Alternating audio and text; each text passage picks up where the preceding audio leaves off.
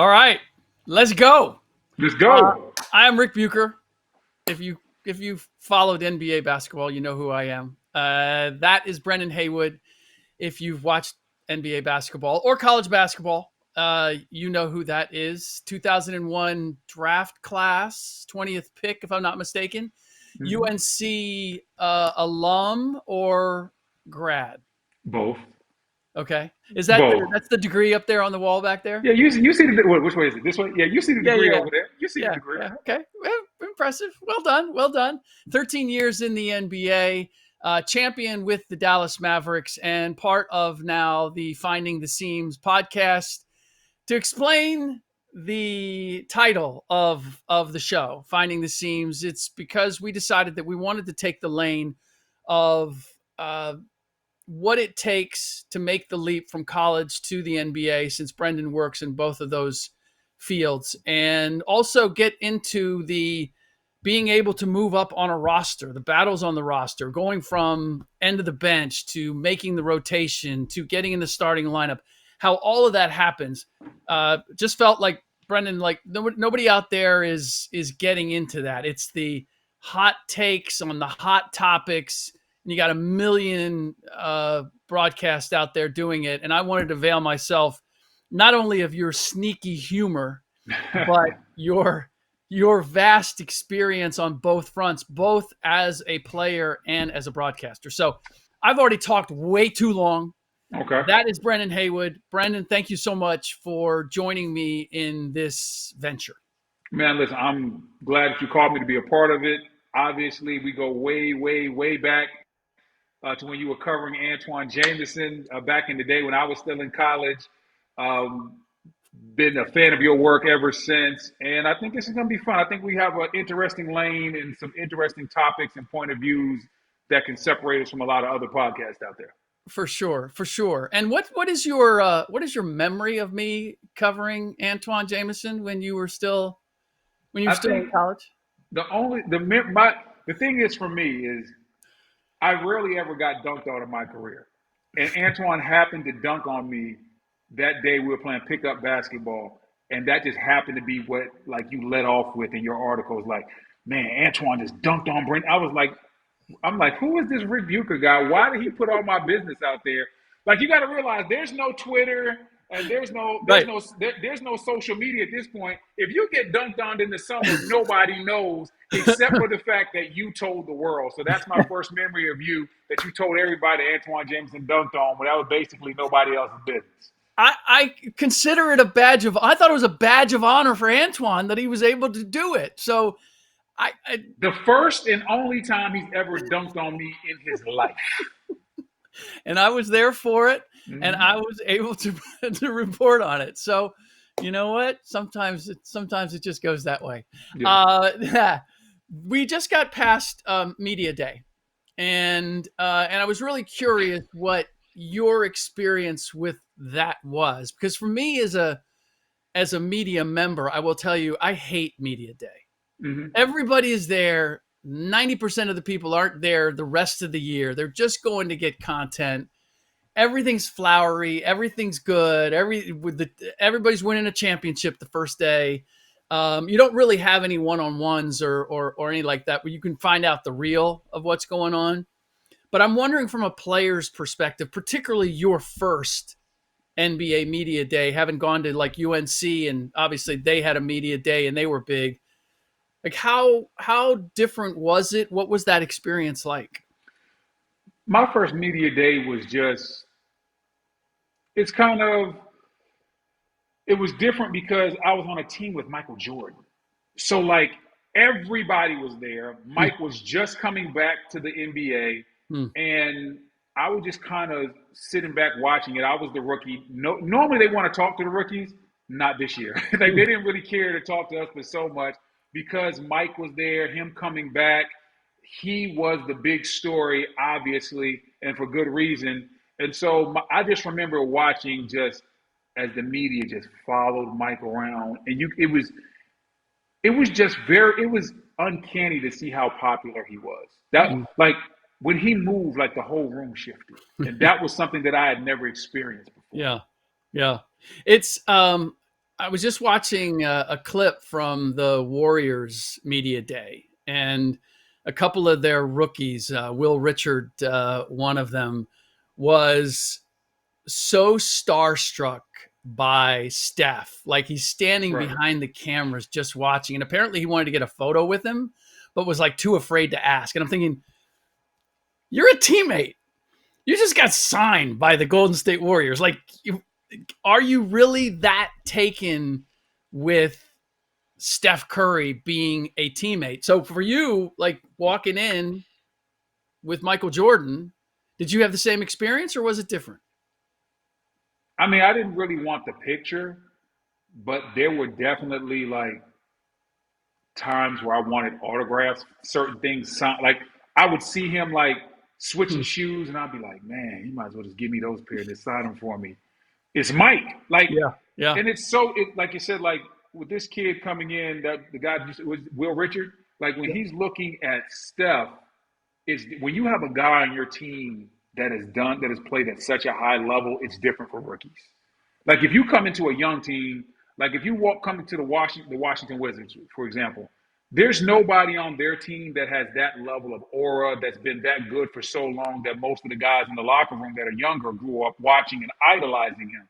Hmm. But it's different when you're talking about a Steph or Michael Jordan. Like I just remember coming in and I wanted the autographs, but I never really asked for it. And I only asked for an autograph one time my whole rookie year, and it wasn't for me. It was Hmm. for my boy's dad, who unfortunately had cancer. And I said, okay, I'll do it for him. And I went over there, and it was just the most nerve wracking thing ever to walk over and ask Mike for an autograph, even though it wasn't for me. That's got to be, I would think that would be awkward as Yeah, a teammate to ask for an autograph. It kind of puts, it, because you want to be on the level, you want to be level, exactly, right? And if you're asking for an exactly. autograph, you're automatically not putting yourself there.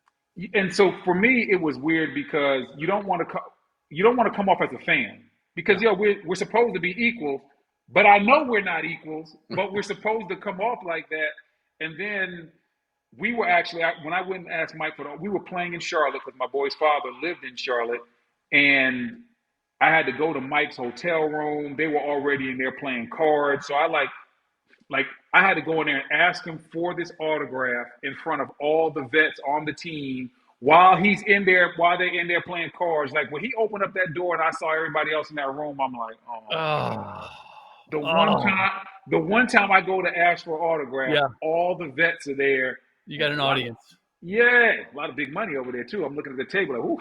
But like I'm just like, it was just a weird situation. So Yeah. I understand that aspect of being a young guy on the team, having a player there that has so much aura that you know that he's legendary, Hall of Fame like, and you grew up watching that guy. Yeah.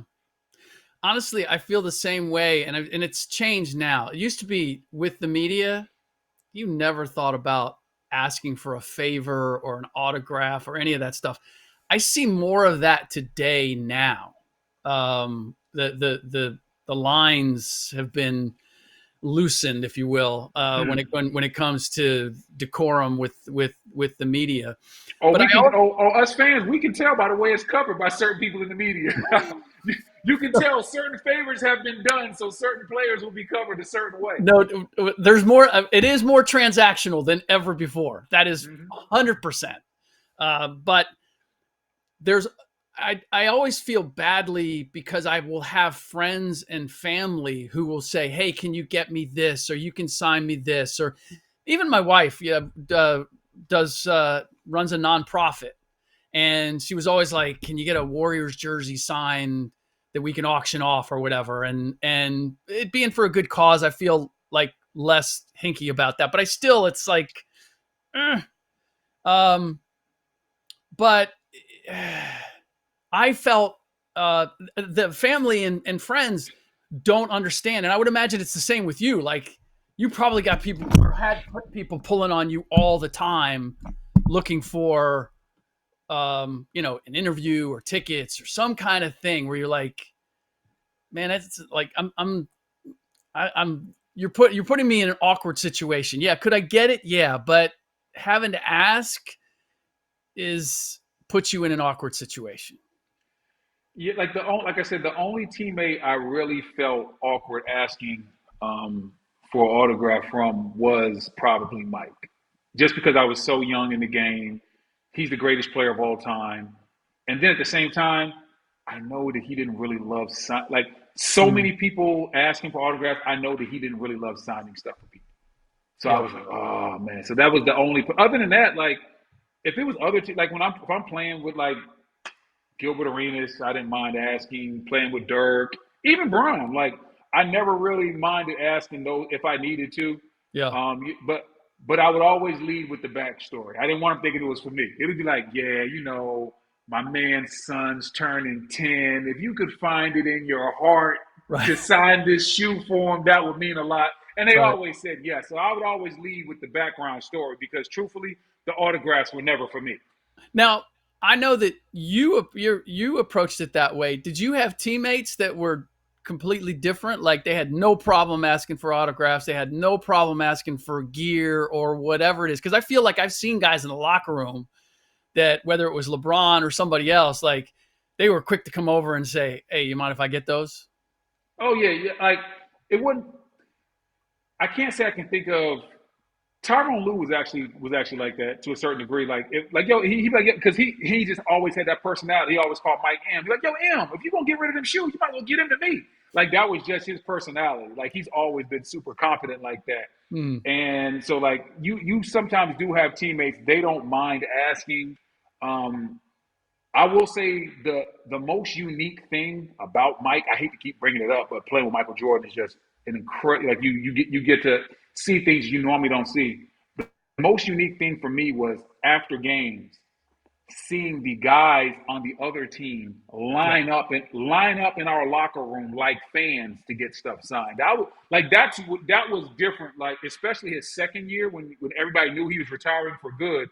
Like Hmm. after games, you would see the people that we played against, win, lose, or draw. It would be multiple guys with things, and they would be waiting like fans, like actual fans. Like, hey, Mike, could you please get this signed for me? And that's when I knew Mike was that guy. I'm like, yo, you got the other team in our locker room just standing around waiting for you to get dressed and please sign a couple of shirts and shoes for their kids. Yeah. Hey, And I've I and I ain't gonna call nobody out, but I'm talking right. about big name people too. Like we ain't talking about the guys on the bottom of the bench. It's different when you see a team's first, second, or third best player sitting there just waiting in line with a pen in his hand to get something signed from Mike. It's and we'll get to this. This could be a subject unto itself when it comes to Mike. But unless you played with him, unless you watched him firsthand the way I did, you can't understand the presence that he had. And I think for me, the fear that he put in Mm-hmm. in everybody, Yeah. like you were on your P's and Q's when you were around Michael Jordan.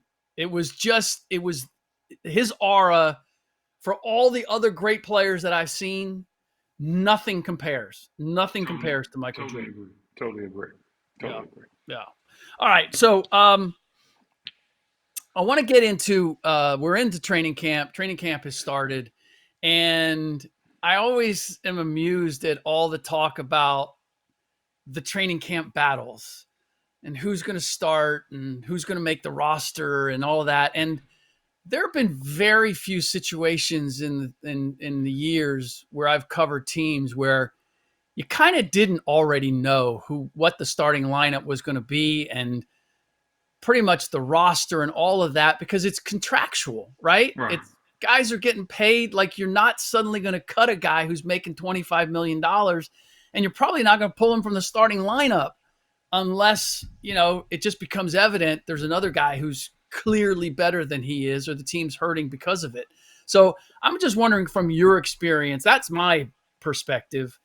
Were there situations over the course of your career where it was like there were real battles to be had when it came to whether it was making the roster or making the rotation or the starting lineup?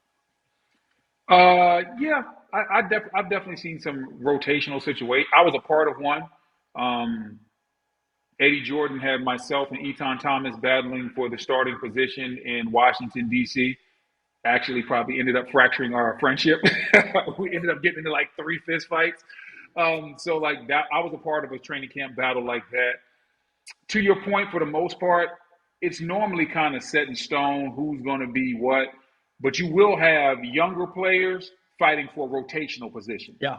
Those spots are up for grabs. Like whoever the best player is, we know who that is. A lot of times we know who the starter is. But when you're looking at it, most teams go 8 to 9 deep. And once you get to that 7, 8, 9 spot, sometimes those spots can turn over if there's a rookie or if there's a second-year player that really got a lot better or stronger in the offseason.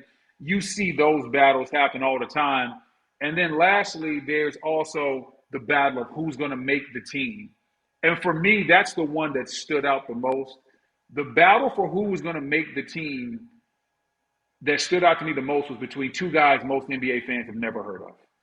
It's a guy by the name of Avi Story and a guy by the name of Hiram Fuller. And this is when I was in D.C. And what makes this story so unique to me is we knew they were battling for the last spot. And Hiram had the better training camp, Hiram Fuller. But Avi's Story was Gilbert Arenas' one of Gilbert Arenas' best friends at the time. And I remember walking in, I got to the facility early, and I see Avi's Story walking out. He's like, yo, big fella, man, it's been great. Now, Avi had made the team the previous year. He said, it's been great playing a year with you, but they let me go this year. And I was like, man, great guy. Dapped him up, told him I wish him the best. And so that, in my mind, Hiram Fuller made the team. But Hiram wasn't there yet, so they hadn't told him that he had made the team. And we see Gil. We're like, Gil, what you going to do this year, man? They cut your man. And Gil looks at us. He's like, oh, hell no. I do not know what was said. I know he called Ernie Grunfeld immediately, stormed into Eddie Jordan's office. I don't know who made the decision. But when I walked onto the practice court, Avi Story was back in the building on the practice court, and Hiram Fuller had been told that he had been let go. So that was my first, that camp battle will always stand out. Yeah. Because that was my first bout of what, real superstar power looks like. Yep. Like everybody's mad that LeBron got Bronny on the team. I'm sitting around like, man, I seen something like that happen like 20 years ago. Yeah. And Gilbert did that for his homeboy. Of course LeBron gonna do that for his son. That's to be expected. So 100%. That's the training camp battle that stands out to me the most. Avi Story versus Hiram Fuller. And if Hiram Fuller ever sees this, he's probably going to be very upset because Gilbert Arenas pretty much kept him from starting his NBA career. He would have been on the team the whole year. Yeah. And you know how it is in the NBA. If you get your foot in the door, you might turn 1 year into 3, 4, 5 years. But yeah, Gilbert Arenas basically called in a favor and got his boy kept on the team instead of Hiram Fuller. And nixed Hiram's career. Yes. I don't even know what happened. And Hiram was a great guy. He had a really good camp. He was supposed to make that team. Now, how does that – I mean, we're still talking about, the 11th, 12th guy on the roster, right? Right. How much seeing that does that affect the team? Because I know it's kind of quaint to think like everybody earns their spot. You earn your minutes. Like whoever plays that – sports is like the last vestige of you're supposed to get what you earn. At least that's the idea. That's the concept. That's the belief, right? But it's not, I mean, to a certain degree, yes and no. Because we understand that certain players get certain privileges. Yeah. And then Gilbert Arenas, if he wanted to, could show up late. Brendan Haywood could not. like Gilbert averages 30, 35. I average just 5. We are not the same. And so you understand that's how it is in life. Okay. Yeah. Really elite people get to do things that people that aren't elite don't get to do. Yeah. And like I said, for me, I just saw that up front. And that's why when I see people complaining about LeBron and Bronny and the nepotism, I'm like, yo, it's not that big a deal. We see nepotism and stuff like that all the time. Like I said, I saw this 20 years ago. We see it in front offices. Who runs Utah right now, Rick? Oh, Danny Ainge and his son. Yeah. And his son. Where Austin? is his son? Is it Austin? And where was his son before Utah? Boston. Where Okay. Danny Hey, was. Yeah. exactly. So that's why like nepotism and stuff like that doesn't bother me. And Yeah. like this training camp story that I just told you, that was my first sign of seeing Yeah. if you have real power, you can use Yeah. it to get certain things that you want. Yep. And I don't have I honestly I don't have a problem. I don't have a problem with the nepotism because as you said, it's prevalent throughout the league. Just don't deny that it's nepotism.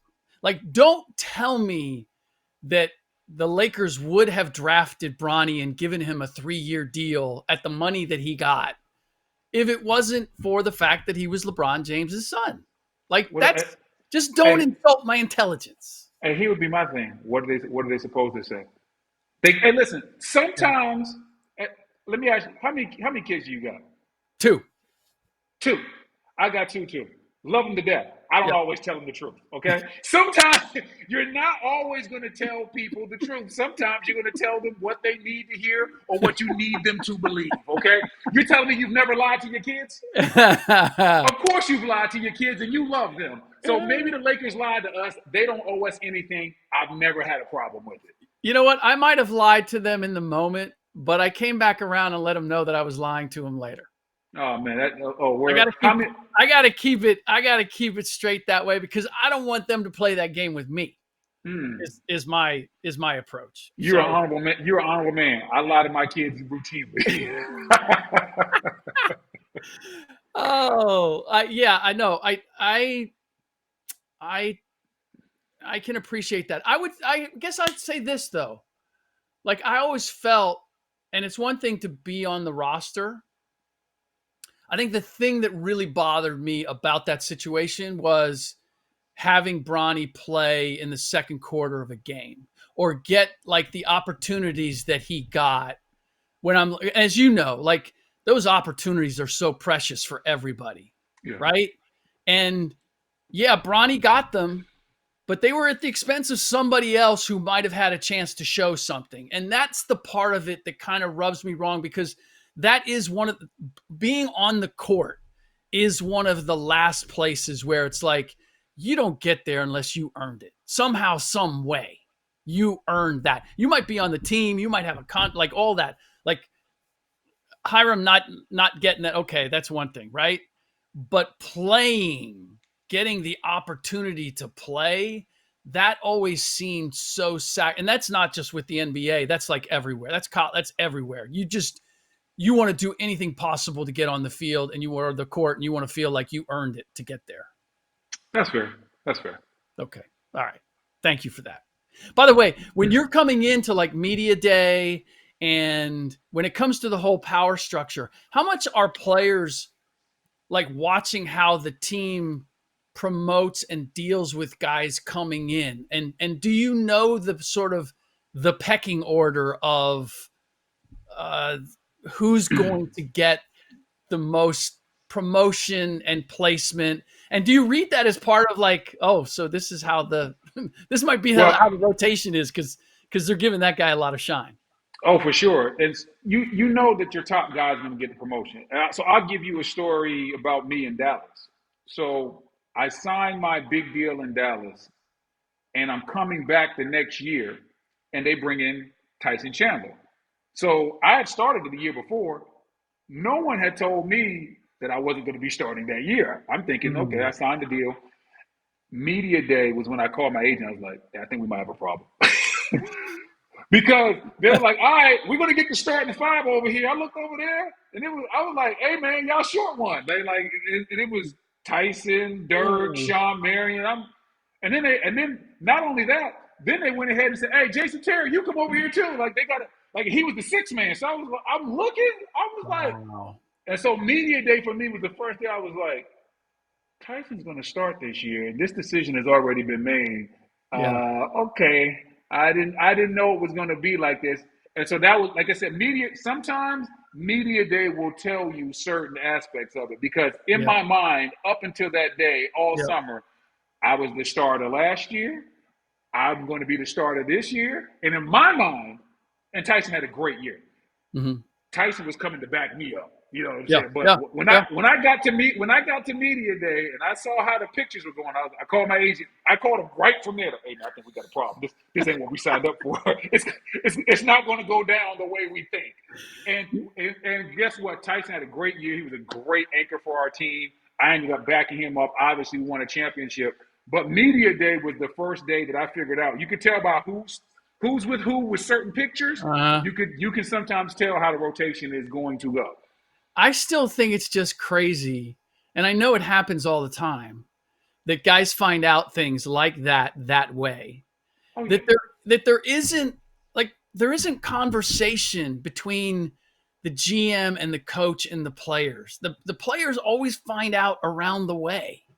You'll be surprised at how many times guys find out about trades, guys find out about who's starting, whether it be social media, whether it be just different. Matter of fact, taking it back to your boy Antoine Jameson, we're working out in the summer and we're at UNC, and afterwards, me, Twan, and all the guys that are training, we all go out to eat. And so we're sitting there, and I forgot the name of the restaurant we're at, and I look up at the TV, and I'm like, oh, and Twan's like, what? I was like, bro, you just got traded from Golden State. You with me now. You with the Wizards. He's like, stop playing. I'm like, nah, look, right there. Like, he found out on the spot. Like, we're in the restaurant. He looks up on TV and sees his name going across the bottom. Like, that's how he found out he was going from the Golden State Warriors to the Washington to the Washington Wizards. So you see stuff like that all the time, like where players don't know, or players, they get their information in real time, just like the fans do. So who gets the first call after that? Like when you discover something like that, who gets the first call? Your agent. Yeah. For sure. Because you're either trying to figure out, do you know, is this true? Yeah. When did you know, and why am I finding out about this? Yeah. In Twan's case, I don't know who his agent was, but I do remember his phone was beside us, and there was like an unknown number that called him like 3 times in a row, and he doesn't answer unknown numbers. So whoever was trying, maybe it was Golden State, somebody had called him 4 to 5 times in a row, trying to let him know that he got traded. He didn't pick up the phone, and then they got tired of trying, so they just went ahead and went through with the deal. Man. But your agent is the first. If something like that happens, your agent is the first call. I was thinking maybe the wife, maybe like nah, because you got to figure out if the information is real. Yeah, yeah. So before you call your wife, you got to call your agent. What is going on? Is this real? Is this fake? I need to know. I think that's the other part that people don't always appreciate is how jarring it is. I mean, they see like the life that NBA players and professional athletes have, and all the attention and the glamour and all of that. I do not know why my microphone keeps falling, but this is driving me a little crazy here.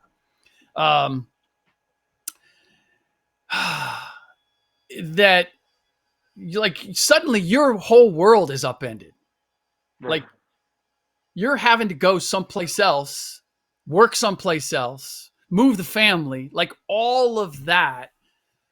What is it like to be in that suddenly I'm going someplace else and I got to change all this and I got to be there like tomorrow?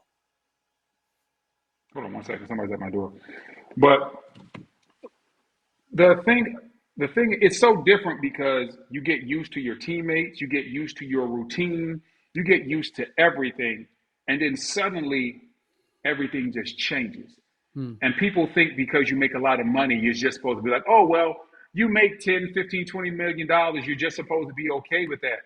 Some guys, they're integrated in the community. They're trying to figure out what's going on with their kids because their kids have school and they're about to be away from their kids for the next 3 months because they can't pull all their kids out of school. Like, there's so many different things that go along with this process of being traded. And it's just, and everybody handles it differently. Some guys are ready to go. Some guys aren't. Yeah. Think back to how big the DeMar DeRozan for Kawhi trade was. Like, DeMar was obviously distraught. Him and Kyle Lowry they didn't want to be separated. DeMar talked about, going to Drake's house and talking about it with Drake. Obviously, he probably can't go there anymore, but but still, at that time, that was his guy he could lean on. And Yeah. so there's so many different avenues to a trade and what it means to so many different people. And mentally, it's just different. It's just Yeah. different. It's just different when you got to leave your comfort area and just pick up and start life over in another city, just like that.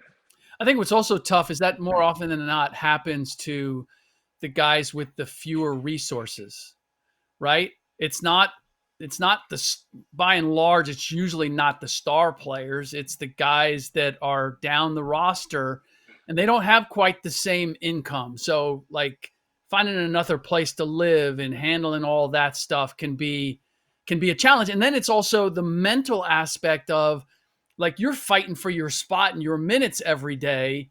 You don't have a whole lot of security and now you're walking into a completely different place trying to get your footing right away, thinking I got to make a mark before the end of the season, or who knows what happens next. It's who it's really tough for?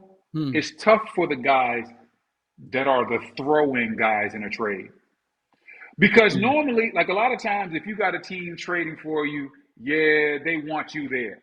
But you might be a guy that you were the eighth or the ninth man here, and you're a throw-in, and Yeah. this team no longer that the team that they threw you in with, they're gonna keep you because they need your salary for the next couple of years, but they don't actually need you. They might have somebody better than you at your spot. Like those guys that the guys that they're the throw-ins in a trade, those guys got it the worst because they got to pick up and leave. They know they're not the main reason that these teams are making the trade, and they know that their role might not be secure. They might go to a team. You might be a vet, and you go to a team that's young. You know you're not going to be playing down the stretch of the season because they got to develop their young guys. So all of Yeah. that comes into play. It's a lot that goes into being traded that the average fan doesn't take into account.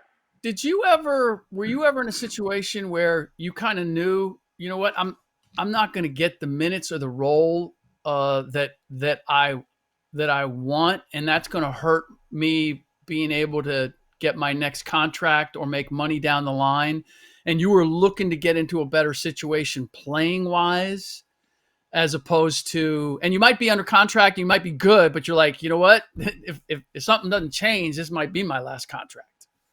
Not from a contract situation.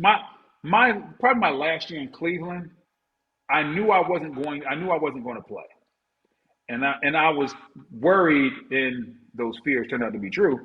If I don't get on the court somehow, some way, or get to a better situation, this could be my last year in the league. Now I knew I didn't have but so many years left, Mm. but that was the only situation I was like that I felt like that. Like being in Cleveland, great experience, but I was like, okay, I've come to the realization that I'm not going to play. Mm. But I'm at the point in my career, I'm in year 14, where if I don't play, the league will probably think that I can't play, and Mm. this can be it for me. And so that actually turned out to be the case. It was it for me. It was a great 14 years, but that was the only time I was in that situation where I was like, I probably need to go somewhere else just to possibly prolong my career. Why did you not look to continue, or like even, get a training camp invite, or try to extend it? If you thought, like, how many years do you think you could have played beyond the 14? I think I probably could have played another couple of years, another 2 seasons. Okay. And why didn't you decide, why didn't you chase that? After playing 14 years and winning a championship, I wasn't hungry enough to just chase a roster spot. Yeah. It was like, if you invite me to camp, cool. But if you're telling me I got to fight for my supper, Yeah. I didn't want to do that. I didn't Yeah. want my career to end with me going into somebody's office and getting cut. So I just was like, you know what? I told my agent, if somebody invites me to camp and they give me a guaranteed deal, I'm there. I trained all summer, but that call never came. And I Hmm. was okay. I was okay with that. I had Hmm. played 14 years. At that point, I was like 36 years old. I had exceeded my expectations, and I knew, and I was okay with that. You mentioned the hunger factor. I always think about this when it comes to guys winning championships. And in fact, I'm just in the process of finishing a book on the value of being coachable.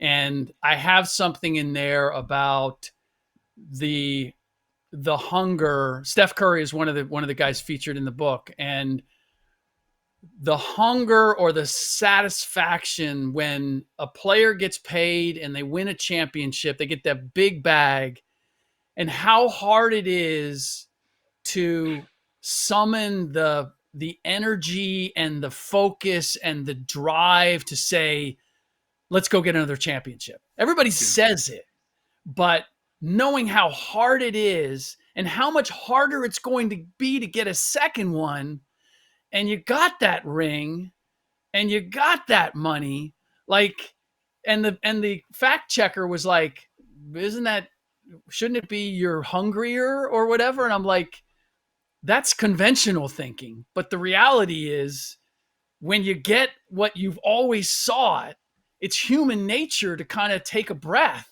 right? Yeah, it is. And that's what makes the elite players, and that's what makes the guys like Steph Curry, um, the guys like LeBron, guys like Michael Jordan, Kobe Bryant, the guys that have won multiple times, but they just keep coming back hungrier and hungrier. That's what makes them truly unique. Yeah. Because when you have all the money and you have a championship, human nature tells you, relax, let your shoulders down. Maybe we don't need to go as hard this summer. But the guys that are a little psycho, they're a little crazier. The guys that think to themselves, good isn't good enough. There's always another level that I can get to.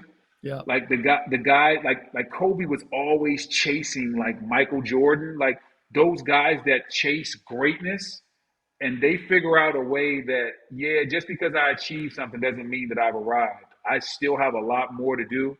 Those guys are your true franchise guys. Those are your true franchise carriers. And not everybody that's a franchise player has that franchise mentality. Yeah. This is and this might be from a media perspective, but I always looked at guys like, I got to know Kobe really well. I know J Kidd really well, any number of guys. But I always looked at them as great white sharks. Mm-hmm. Like, just because we're friendly or he's not eating me doesn't mean that he couldn't turn in a second because of that. Like you said, they're a little psycho. They're Right. like, and I don't know whether you ever felt that or sensed that as a teammate, where it's like, you know what, we're on the same team and all that, man. But if it came down to like battling over something, that dude's not going to give in. Yeah, like that's how the great ones are. A lot of the great ones are. Like I said, playing with Mike, he's laughing, he's joking, he's doing certain things on the plane. But when it's time to practice, he wants to win every scrimmage. He wants to win everything. Like, I remember being a young player and I set like an illegal screen on Mike. And next thing I know, I just felt like this ball just whizzed by my ear. And like, I turn around, it's like, oh my God, the jump man sign just threw the ball at me? Like, what do I do? Like he's so competitive. He want to win that scrimmage. And how dare you screen me illegally? And it's just the mind, dog. This is a scrimmage on a soft Tuesday in the middle of the season. Who cares? He cares. Like that's different. You know what I'm saying? Like, that is different. So like when you get into it like that, you understand, like, that's what makes the great players great.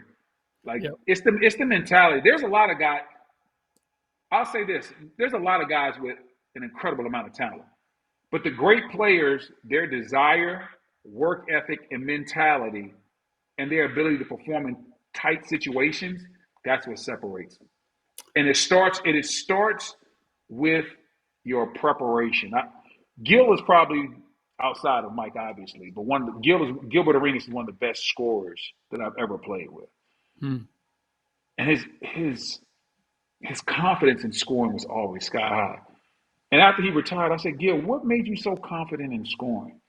He said, man, when no one was around, I had worked so hard on my offense that I just believed that those shots had to go in. I've shot this shot so many times. I put so much work into it, it got to go in. And so when you have put those many hours and perfected your craft, you're a little bit crazy. Yeah, I'm 1 for 12, but I know number 13 is going in. It got to. Yeah. But Yeah. and a lot of guys don't feel like it's. Have you seen certain guys? They 1 for 12 and then they start passing. That's how you 100%. that's how you spot a phony franchise player. I'm telling you, Rick. I'm giving you the keys. I'm giving you the jewels for free. You want to spot a phony franchise guy? Wait till he gets into a tight moment in a big playoff game and things ain't going his way. Watch the guy that starts passing the ball to the other guys. That's the guy that don't want it. Hey, Brendan, they're just making the right basketball play. See, I'm not doing that. I'm not doing that. It's our first day. It's our first day. I'm not doing that with you. I'm not doing that with you. I'm not. I promise you I'm not. I know you. I couldn't. I'm not I doing couldn't it. resist. I'm not doing it. I'm not going to be a part of it. We will visit that. We will visit that at some point. By the way, I loved that Dallas championship team. You guys came out of nowhere, and I was down there. I'll never forget because you guys were old. You had a lot of old guys, and I said to Jay Kidd, I said, "Dude, you're 36. Like you're guarding LeBron and D Wade, and I'm looking down the line. I mean, JT wasn't a spring chicken, and any number of Dirk even, right? I was like, what are you guys doing? And he goes, if I show you, you have to do it with me. And he took me out to the cryotherapy spot. I don't know if you ever did that, but I did that. So I went out and I did it, and that was before cryo became like now it's standard procedure, right? Exactly. That's how old we are. Like cryo was a secret. It was.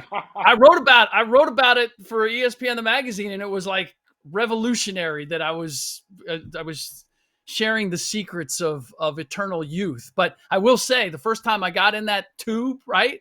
I got out of that, man. I was ready to I was ready to run a marathon. I hadn't felt that good in a long time. It was impressive.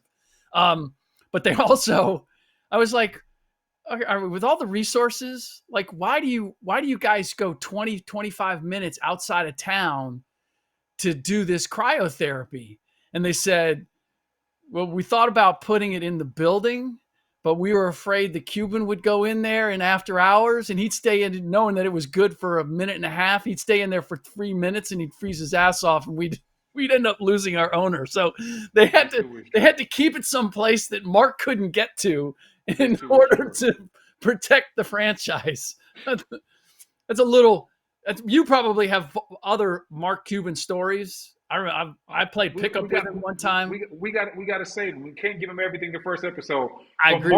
From Mark Cuban to Rick Carlisle, I have some incredible behind the scenes stories. Some I can't tell you. Some I definitely can. I have some Rick Carlisle stories too. So we will have an entire episode on that. All right. I want to and maybe we should. Well, it's kind of I don't want to say it's a dated story because it's still ongoing with Kawhi Leonard and Steve Ballmer and the Clippers and the NBA investigation in terms of the company Aspiration and what they were paying Kawhi on the side and the suggestions of cap circumvention. And I think you and I both kind of smirked when we saw this, or had the like, could this really be happening or whatever? It's like, from my experience, and I believe yours, like there have been a multitude of ways to benefit players on the side that probably could be described as cap circumvention. So I'll just put it to you like this. When you see this story, do you see it as, well, yeah, man, no question, that's illegal. Steve Ballmer and the Clippers went too far. They went to a place that is like, there's been inducements, but that is above and beyond. When I see this story, so people always ask me, do you think it's true? Absolutely. Cap circumvention has been happening in the NBA for a very long time. Now, I didn't realize it had grown to the fact of $28 million, but there was always little things like, I'll give you an example. You know how you got those local deals, like the local car companies? Yep. There might be a situation where, let's say a car company wants to pay Rick Bucher $250,000 a year. Well, I understand if I want to get Rick on my team, I got to get a little bit extra money in. So what I do is I go to that company and I tell them, hey, I need you to pay Rick $1 million for the next 4 to 5 years, and I'll just give that money to you to give to him. And that's how, so we've seen cap circumvention through like the local companies. Mm-hmm.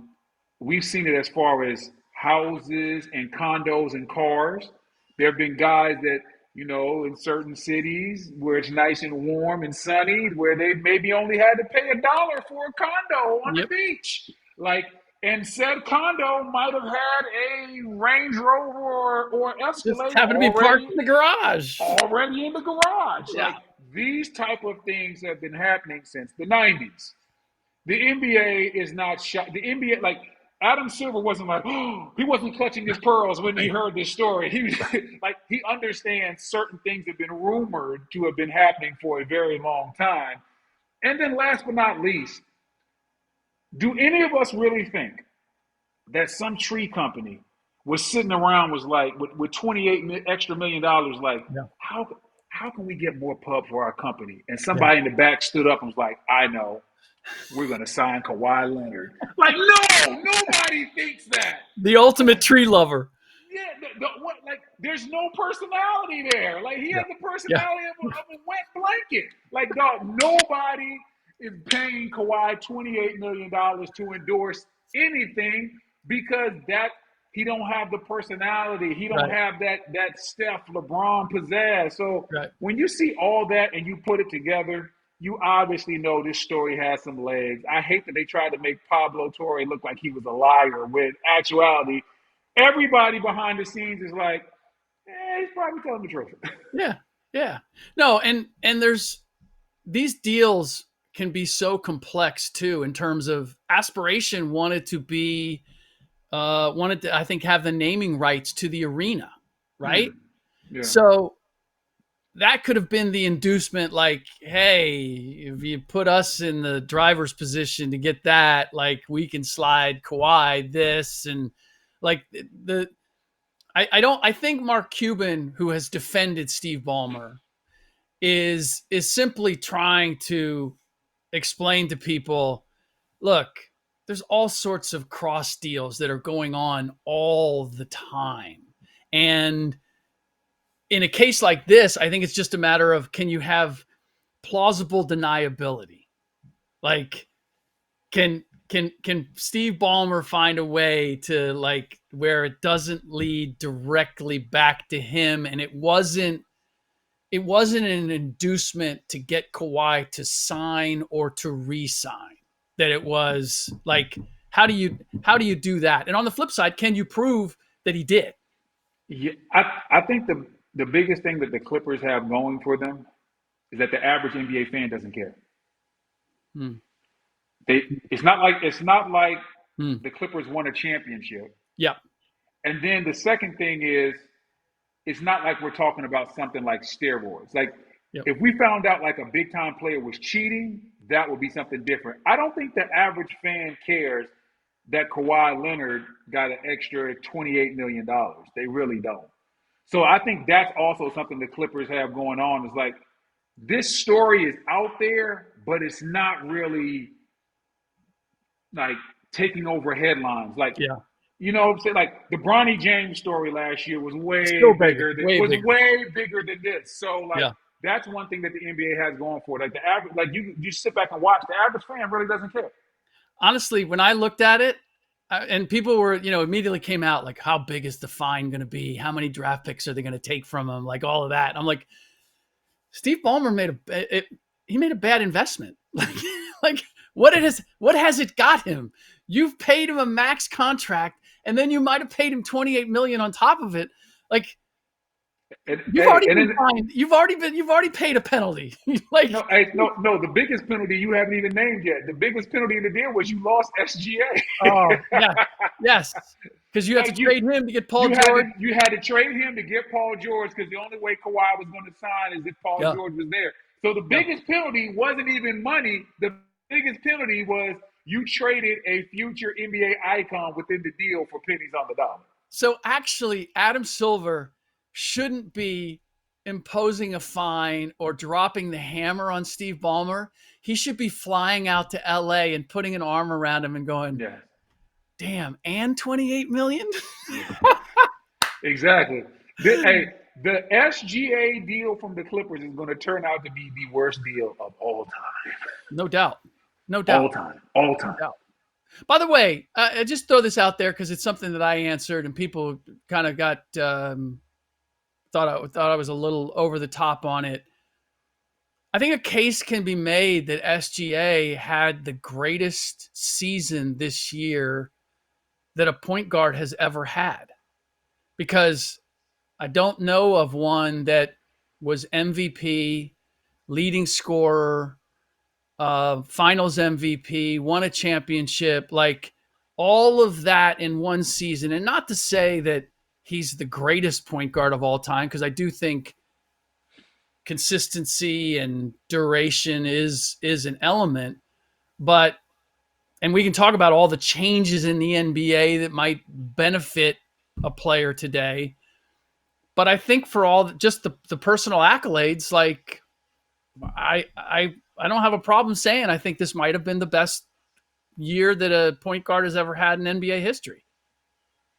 I mean, I think it definitely has to be up there. Obviously, you got to put Magic Johnson up there. He's had years where he was probably the MVP of the regular season and went to the finals. I'm not sure. I'd have to fact check because, with those teams, Kareem could have been the MVP of the Yeah. finals that year. I'm not really sure. But saying SGA had arguably, you got to make sure you put arguably in there. Yeah, debate. But It's a debate. Saying SGA had arguably the best point guard season of all time, I mean, I don't even think that's really a hot debate topic when you look at the fact he led the league in scoring. He won the finals championship. He was the finals MVP. He was the regular season MVP. That is an elite season. And if he keeps, guess what? If he keeps stacking up elite seasons, he's going to find himself in the greatest point guard ever debate. We understand that Magic and Steph are at the head of that debate. Yeah. Then you have guys like the Isaiah Thomases and guys like that. And it's all about the longevity of it. But SGA is how old right now? 26? Maybe? 27? At most, I'd have to double check that. But yeah, at most. You have a guy that already has accomplished accomplished a lot at such a young age, and then his game isn't based on athleticism. It's based on skill, timing, changing up speeds and directions, mid-range game, and footwork. He's going to be able to do this for a very long time. So, yes, SGA he did have one of the better point guard seasons in NBA history, and he is on the path. Don't nobody send no negative tweets to me, but he's on the path to being one of the best point guards in NBA history. Didn't say he is, but he's on that path. Yeah. No, they'll send those negative tweets to me for setting you up for having to answer the question. I like that. I like them doing that. Leave me alone. I'll be your cover. Cool. All right. Let's wrap it there because we went in a lot of different places. We've already thrown out a number of topics that we want to get to. This has been even more fun than I thought it would be. I hope all the listeners out there are having as much fun listening as we are chopping it up. So, Brendan, with that, let's wrap episode 1, and I look forward very much to episode 2 next week. Episode 1 in the books. Can't look forward to episode 2. See what we're gonna talk about next. Who knows? All right. All right. See ya.